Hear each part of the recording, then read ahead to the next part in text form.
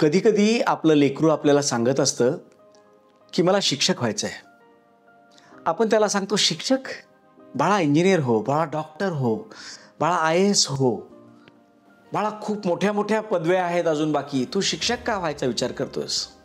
जेव्हा तुम्ही असं तुमच्या लेकरासोबत म्हणता ना, तेव्हा तेव्हा त्याच्या मनात एक नक्की येतं की शिक्षक ही या समाजातली सगळ्यात थर्ड क्लास पदवी आहे आणि डॉक्टर, इंजिनियर, IAS ह्या सगळ्या उच्च पदव्या आहेत समाजातल्या.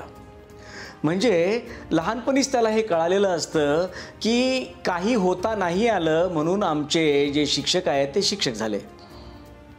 अन्यथा त्यांच्या पण आईवडिलांनी त्यांना काहीतरी खूप मोठं होण्यासाठी सांगितलं असेल.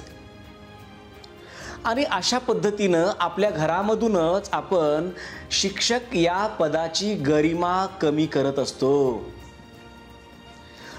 असो, अहो शिक्षकच काय, कधी कधी आपलं लेकरू असं म्हणत असतं, मला किराणा दुकानदार व्हायचं आहे, काहीही व्हायचं आहे. तेव्हा त्याला पहिल्यांदा प्रोत्साहन द्या. त्याला सांगा, वा छान, हरकत नाही आहे व्हायला. आणि मग त्याच्याशी संवाद साधायला सुरुवात करा. नमस्कार, मी Ashok Ramrao Deshpande Midas touch international प्रीस्कूलच्या माध्यमातून तुमच्याशी संवाद साधतोय. नरेंद्र दत्त नावाच्या एका मुलानी वडिलांसोबतचा संवाद चालू असताना असं सांगितलं की बाबा मला सारथी व्हायचं आहे, मला घोडेवाला व्हायचं आहे, मला टांगेवाला व्हायचं आहे. आणि वडिलांनी जोरदार कानाखाली दिली आणि सांगितलं, कारण नरेंद्र दत्ताचे वडील म्हणजे विवेकानंदांचे वडील खूप मोठे वकील होते. त्यांनी सांगितलं, वकील हो बाळा, जज हो, तू टांगेवाला व्हायचा विचार करतोस? आणि दिली जोरात कानाखाली सणसावून. आता लहान बाळ रडत असलेलं जाणार कुणाकडं? वडिलांनी मारल्यानंतर आईकडं गेलं आणि सांगितलं की आई झालेला प्रसंग असा की मी वडिलांना काहीच बोललो नाही. वडीलच मला म्हणाले, तुला काय व्हायचं आहे? मी म्हणालो, टांगेवाला व्हायचं आहे, कारण मला टांगेवाला व्हायला खूप आवडतं.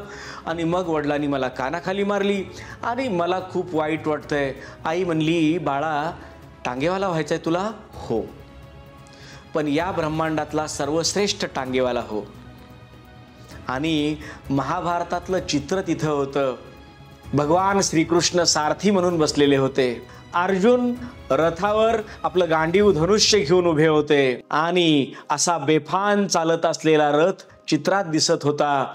आणि त्या चित्राकडे बोट करून आईनी सांगितलं की बाळा तू टांगेवालाच हो, पण कसा टांगेवाला हो? या ब्रह्मांडातला सर्वश्रेष्ठ टांगेवाला हो. आणि त्या दिवशी खरं तर विवेकानंदांच्या जीवनातलं दिशा निश्चित झाली. आपल्याही लेकराच्या जीवनामध्ये अशा काही गोष्टी असतील, तुम्हीही त्याला अशाच पद्धतीने एक वेगळं रूप देण्याचा प्रयत्न करा. लक्षात ठेवा, कोणताही व्यवसाय वाईट नाही, कोणतीही नोकरी वाईट नाही. आपण जे करतोय ते सर्वश्रेष्ठत्वानं जर केलं तर मात्र आपण जीवनात खूप मोठे होऊ शकतो. मी एखादी रूम झाडून काढेन तर एवढी उत्तम काढेन की माझ्यापेक्षा उत्तम ती रूम कोणी झाडू शकणार नाही. या आत्मविश्वासानं जर काम केलं तर प्रत्येक काम या ब्रह्मांडातलं सर्वश्रेष्ठ आहे असं मला वाटतंय. तुम्हाला काय वाटतंय? जरूर कमेंट करा. धन्यवाद.